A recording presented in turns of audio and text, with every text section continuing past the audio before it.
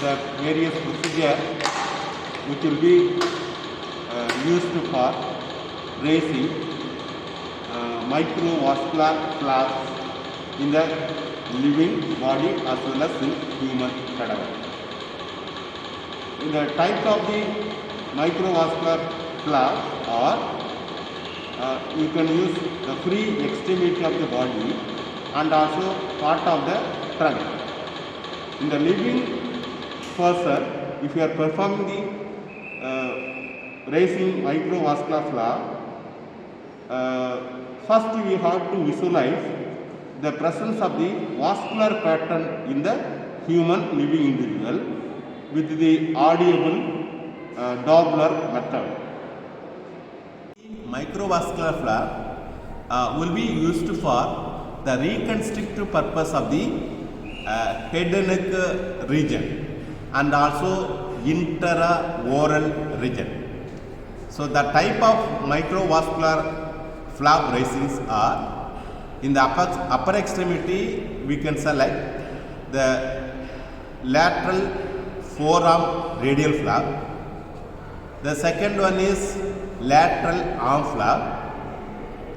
In the lower extremity we can take the anterolateral aspect or vastus lateralis flap.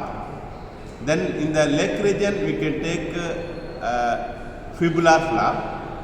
In the trunk we can take along with the abdomen or pelvic region, you can take as a scapular flap and also latissimus dorsal flap, and also you can make that iliac crest flap at the junction of the lower extremity with the trunk of the body. So today I am going to do the raising of microvascular flap of anterolateral aspect of the thigh. So in the thigh region, the raising of microvascular flap we can perform in the posterior aspect of the thigh, anteromedial aspect of the thigh, and also anterolateral aspect of the thigh. So among these three, the anterolateral aspect which will be frequently taken for the raising of the microvascular flap. So for that raising of the microvascular flap in the thigh, we have to have the anatomical knowledge of the thigh region. So the thigh region having the covering of the skin, deep to the skin you have the superficial fascia, then deep to that you have deep fascia which will make us a thickening part of the fascia. From inside of the deep fascia it will send various septum. There are three intramuscular septums are there in the thigh region to separate the thigh into different three compartments. So the septum are lateral intramuscular septum, posterior intramuscular septum, medial intramuscular septum. The lateral intramuscular septum which separate the anterolateral aspect of the thigh with the posterior aspect of the thigh or posterior compartment of the thigh. Then posterior intramuscular septum which separate the posterior compartment of the thigh from the medial compartment, that is the adductor compartment of the thigh. Then medial intramuscular septum, that which is separate the adductor compartment from the anterolateral compartment of the thigh. So these are the three septum which separate the three compartments of the thigh region. So each compartment has its own nerve supply and arterial supply. In the anterolateral aspect of the thigh, you have the various muscles. The muscles are tensor fascia lata. Then you have got quadriceps femoris. In that quadriceps femoris, you have the formation, that is the quadriceps femoris formed by rectus femoris, vastus lateralis, vastus intermedius, and vastus medialis. Then apart from that, the part of the muscle present in the pelvic cavity, that is iliacus dos major, that which goes to the posterior compartment, and apart from that you can see the sartorius muscle. That sartorius muscle which takes origin from the anterior superior leg spine towards the medial aspect of the tibia along with the insertion of the gracilis and also semitendinosus. So these are the things.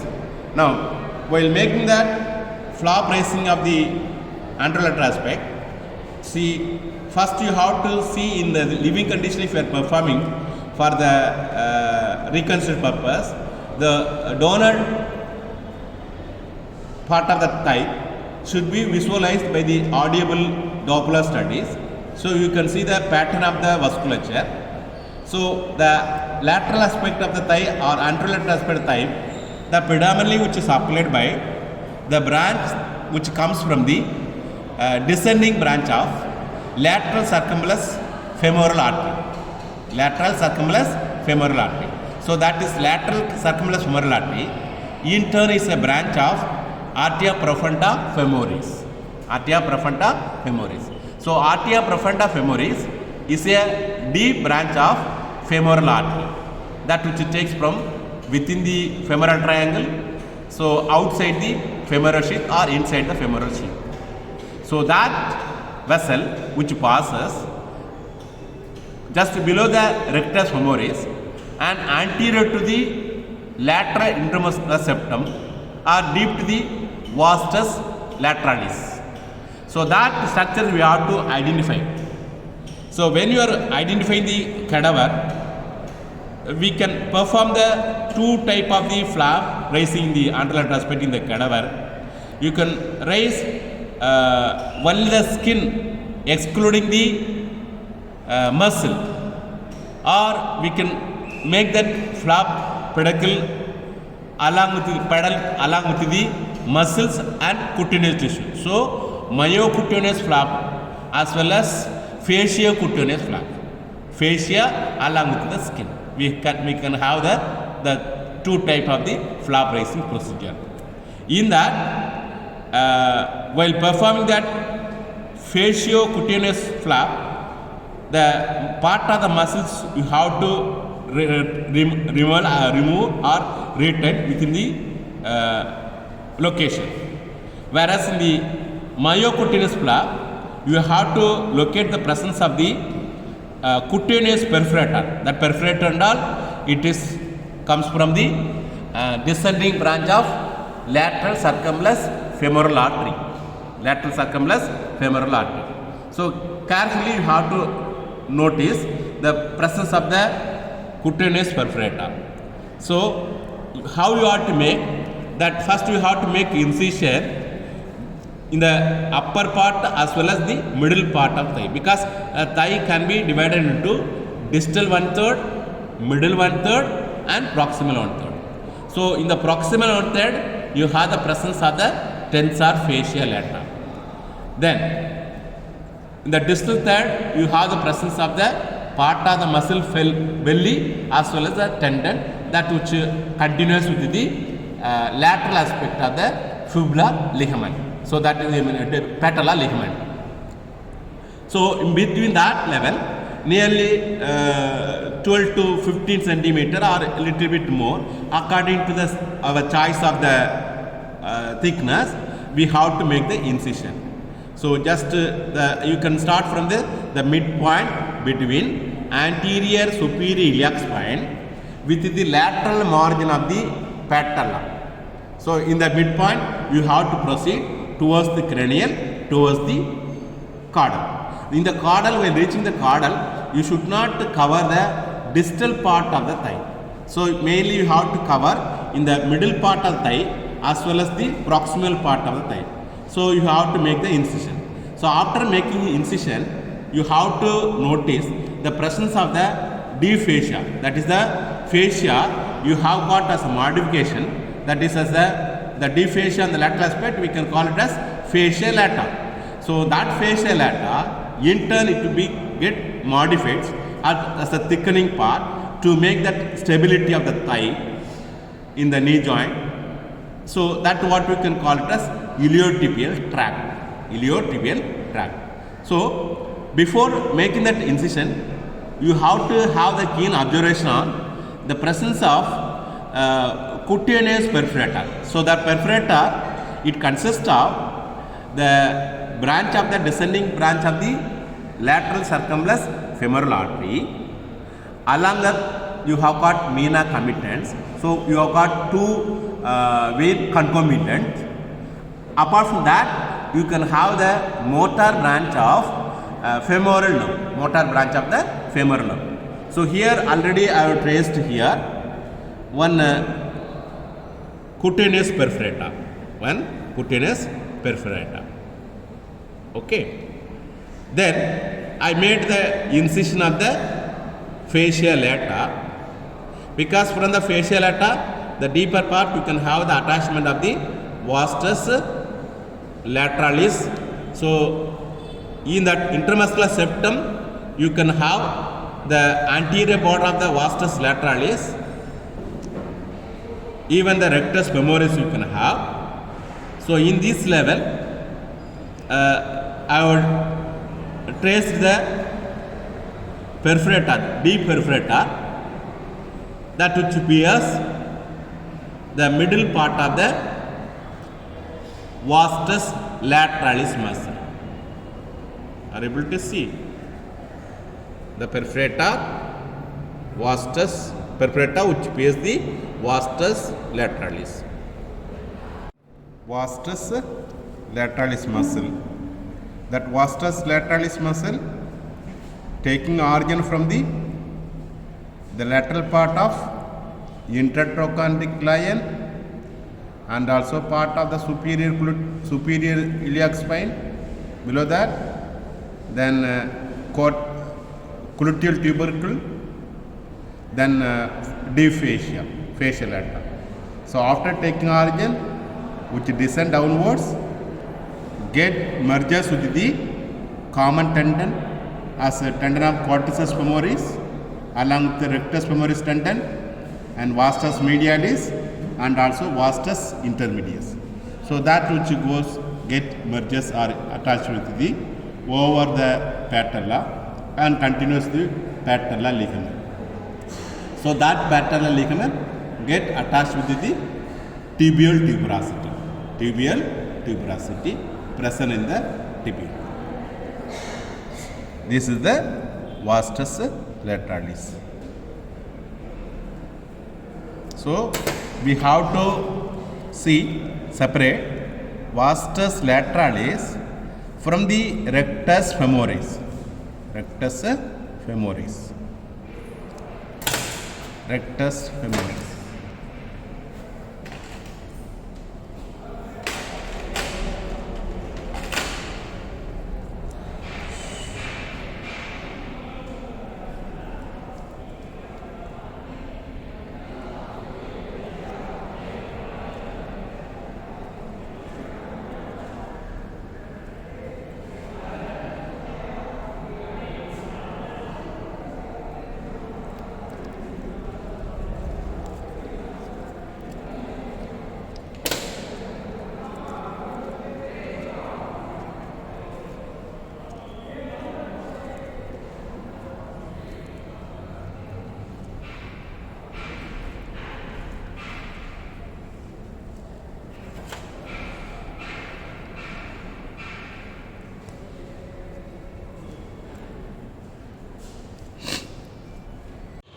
So I made that pedal by our required size of the flap. So I made cut entire part of the pedal of the skin, showing that the entering of perforator here. This is one perforator which bears the from deeper part of the things. Suppose this perforator, if it not comes from the lateral descending branch of the lateral circumflex femoral artery, it may comes from the superior genicular branch of the popliteal artery, lateral superior genicular branch of the popliteal artery here. This is the one perforator you see here. See, this is the one perforator. Are you able to see the vessel? So this is the deeper vessel. Then part of the vastus lateralis muscle I made cut according to the flap required. So in this anterior aspect, we traced the presence of the myocutaneous perforator here, myocutaneous perforator, as well as here. Then after making the detachment of the things, so entire part of the muscle can be, the flap pedicule can be reflected.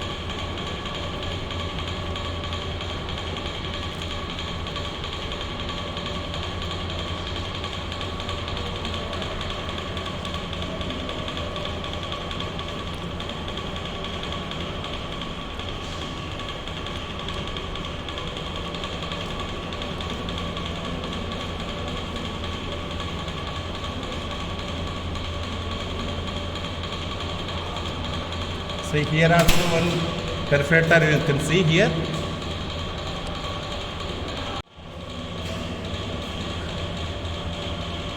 See here also you are having that after penetration, that perforator may passes along with the plane of intramuscular septum.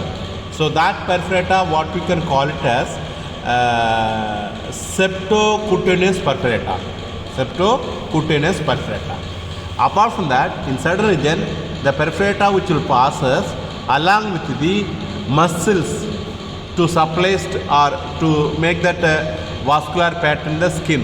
That what we can call it as myocutaneous perforator. Myocutaneous perforator. So septocutaneous perforator will be there and myocutaneous perforator will be there. Okay. So this is the one perforator we are seeing here. See, that which pierces the septum, that is a lateral intramuscular septum, you can say.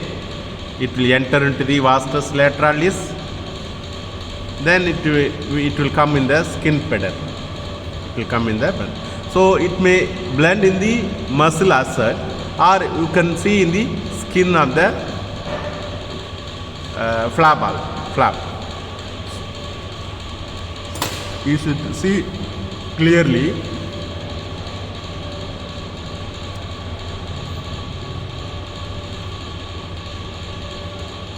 So this is the one flap you have got in the middle part of the thigh or proximal part of the thigh region.